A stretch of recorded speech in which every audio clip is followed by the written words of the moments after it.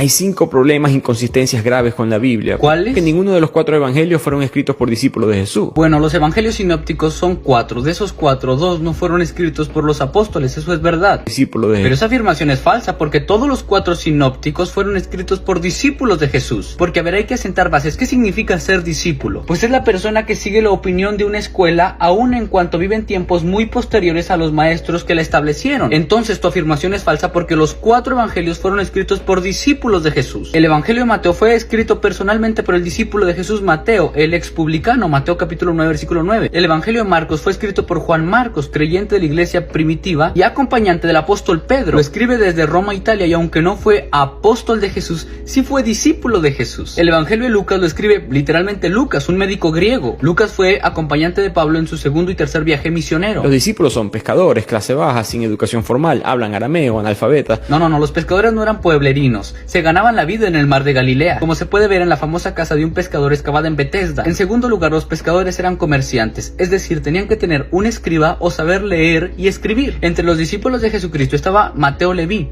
quien era cobrador de impuestos, entre otros cobradores de impuestos que siguieron a Jesús. Ellos sabían leer y escribir. Sugerir que los discípulos de Jesús eran analfabetas y letrados, como diría el experto Nuevo Testamento Ben Wilderton, es una caricatura. Formal, hablan arameo, analfabeta, dicho por el propio Nuevo Testamento. Aunque es verdad, Jesús y sus discípulos hablaban arameo, los evangelios fueron escritos en griego koiné por varias razones. Hoy mencionaré solo una, y es debido a la difusión del griego en el Mediterráneo. En el siglo I, el griego koiné era la lengua franca del Mediterráneo. Era utilizada ampliamente en comercio, cultura y comunicación. Escribir en griego koiné permitía mayor difusión de los textos. El evangelio de Juan no dice esto fue escrito por Juan. De hecho, sí dice. Juan capítulo 21, versículo 20 al 24, hace una mención honorífica como el discípulo amado. Hizo una mención del mismo también en la cruz, en el sepulcro vacío y otras veces más como en el mar de Tiberia. Ya después, padres de la iglesia como Irineo, que fue discípulo de Policarpo, que a la vez era discípulo del apóstol Juan, testificaron de la autoría del libro, acreditándosela a Juan apóstol. Eso. 2 siglos después fue que el cristianismo le asignó los nombres Marcos, Mateo, Lucas, Juan. Hay mucha arrogancia cuando se dice que se establecieron en el concilio de Nicea, porque todo se terminó de escribir en el año 70 de los evangelios, y el concilio de Nicea se llevó a cabo recién en el año 312, es decir, 3 siglos después. Y en los primeros 7 concilios ecuménicos donde se debatía no el canon, sino temas como las confesiones y la administración de iglesia, pues eran muy alejados del tema. Pasaron aproximadamente 7 siglos, o sea, el primer concilio de Nicea hasta el segundo concilio de Nicea, que es en el año 787. Ahí estamos hablando del concilio de Éfeso, el concilio de Calcedonia, el concilio de Constantinopla, el concilio segundo de Nicea, el concilio 2 y 3 de Constantinopla. Todos estos concilios tienen lugar 700 años después de la vida de los apóstoles. Ahora, solo como dato, nosotros no tenemos ningún documento original sobre